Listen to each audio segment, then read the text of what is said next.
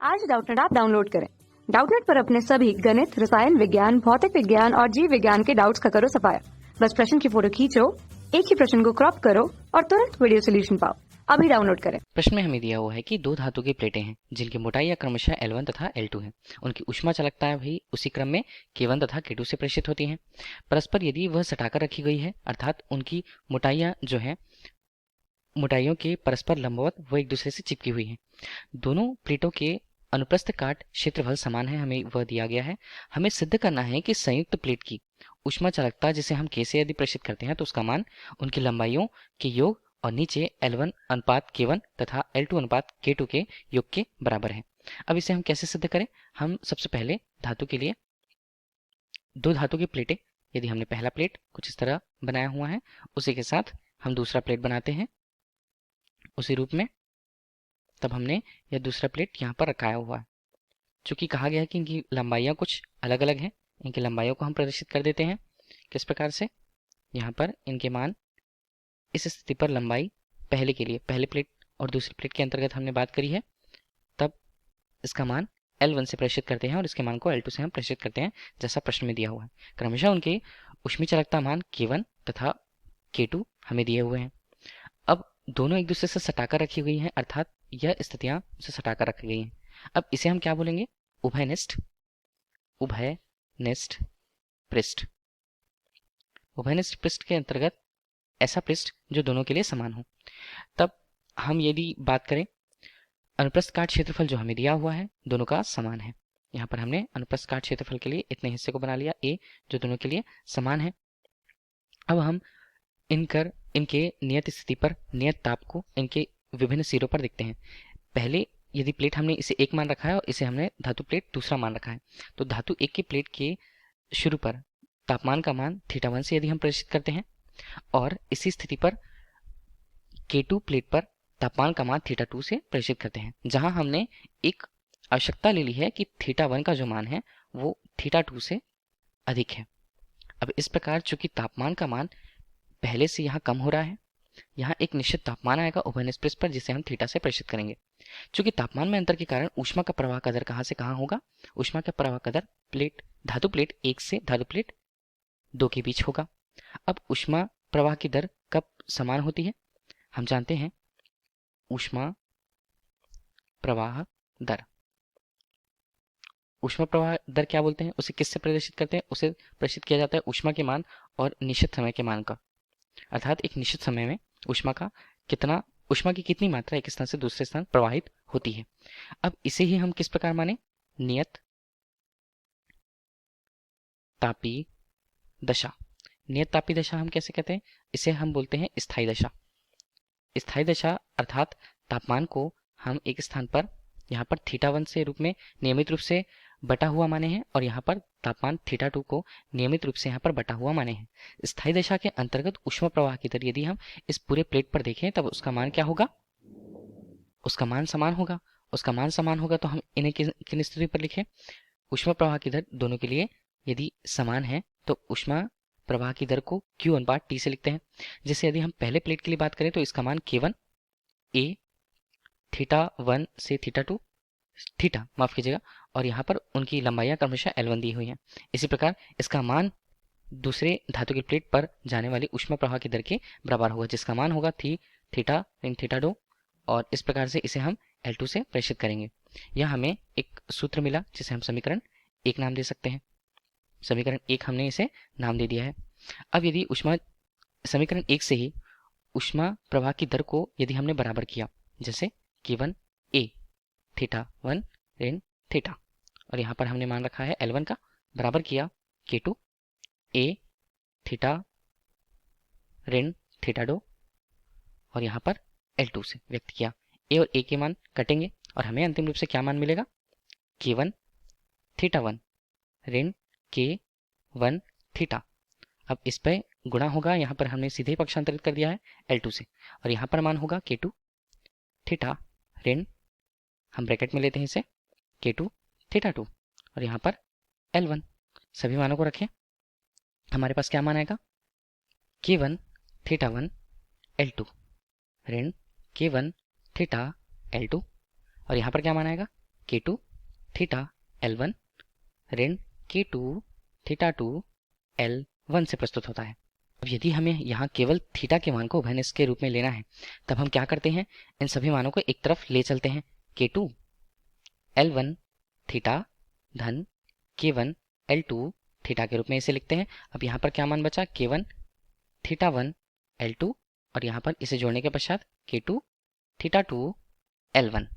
अब इनके मान पे यहाँ हम देखें तो थीटा को उभयनिष्ठ के रूप में लिए K2 L1 हमने लिखा और यहाँ पर K1 L2 लिखा। यहाँ पर मान है K1 थीटा 1 L2 का धन K2 थीटा 2 L1 के रूप में। थीटा का मान हमें अंतिम रूप से जो हमें उभयनिष्ठताप को बताता है K1 थीटा 1 L2 धन K2 थीटा 2 L1 से प्रस्तुत होता है और नीचे इसके मान K2 L1 धन K1 L2 से प्रस्तुत होता है। अब इन्हीं सब मानों को हम उभयनिष्ठताप के रूप में प्रस्तुत किए हुए हैं, तब हम इसे समीकरण से समीकरण 2 नाम देते हैं। अब हमने तो यह निकाल लिया, परंतु अब उस स्थिति की बात करें जब यदि दोनों प्लेटों को जोड़ दिया जाता है, तब हमने उभयनिष्ठ ऊष्मा चालकता के रूप में, जहां पर संयुक्त प्लेट की ऊष्मा चालकता को K से यदि हमने लिखा हुआ है, K से माना हुआ है, उसके लिए क्षेत्रफल का मान A होगा और तापमान में अंतर केवल एक थीटा 1 से थीटा 2 के रूप में होगा। यदि संयुक्त प्लेट के रूप में इसे निकाय के रूप में हम लें, तब हम इस पर इसे संयुक्त प्लेट पर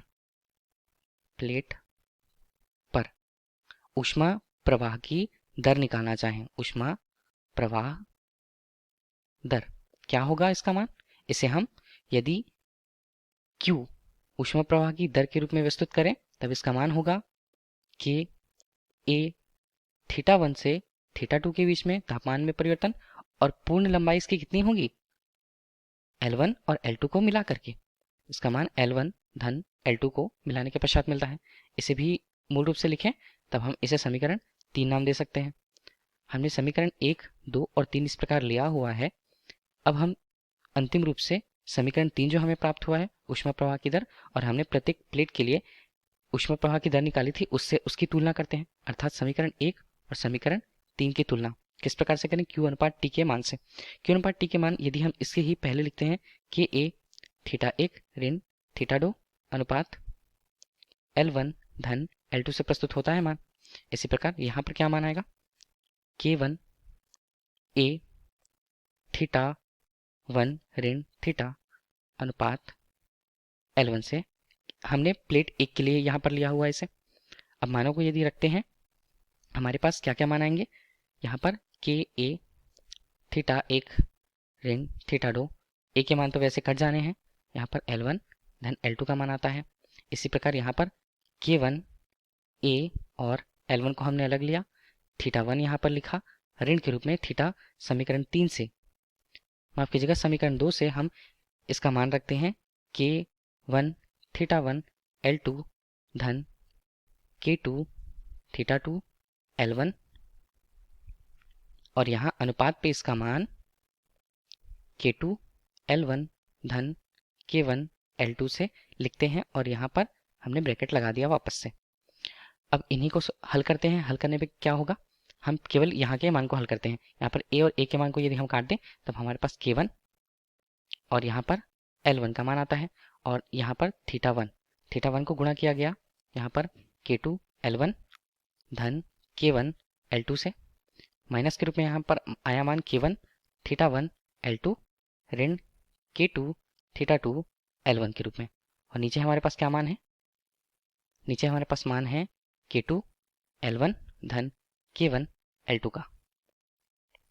अब यहाँ पर हम देखते हैं मान क्या क्या आएंगे, K1 L1, और यहाँ पर हमने अलग से नीचे लिख कर रखा है K2 L1 धन K1 L2।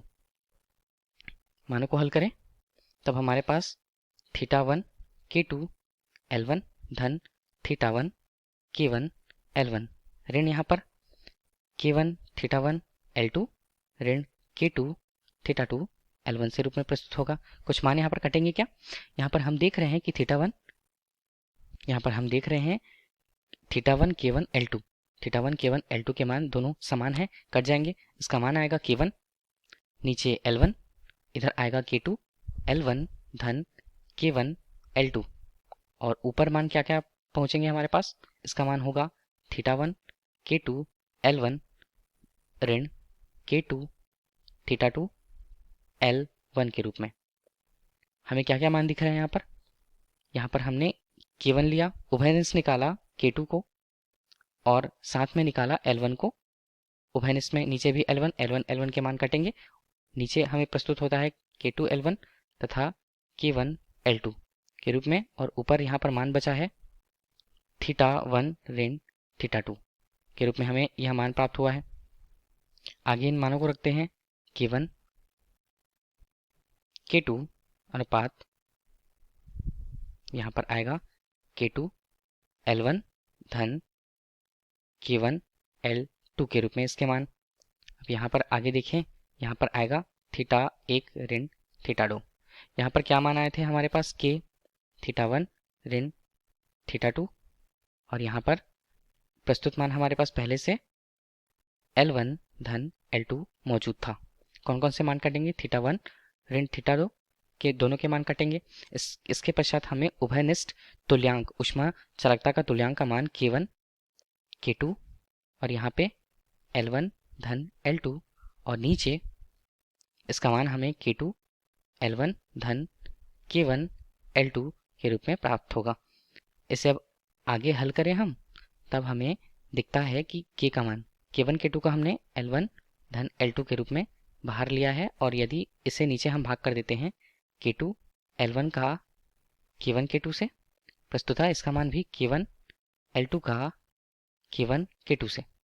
मान क्या क्या K1 K1 कटेंगे, यहाँ पर K2 K2 कट जाएगा, तब हमें उभयनिष्ठ तुल्यांक का मान L1 धन L2, यहाँ पर नीचे इसके मान है L1 अनुपात K1 धन L2 अनुपात K2 के रूप में इसका मान हमें प्राप्त होता है।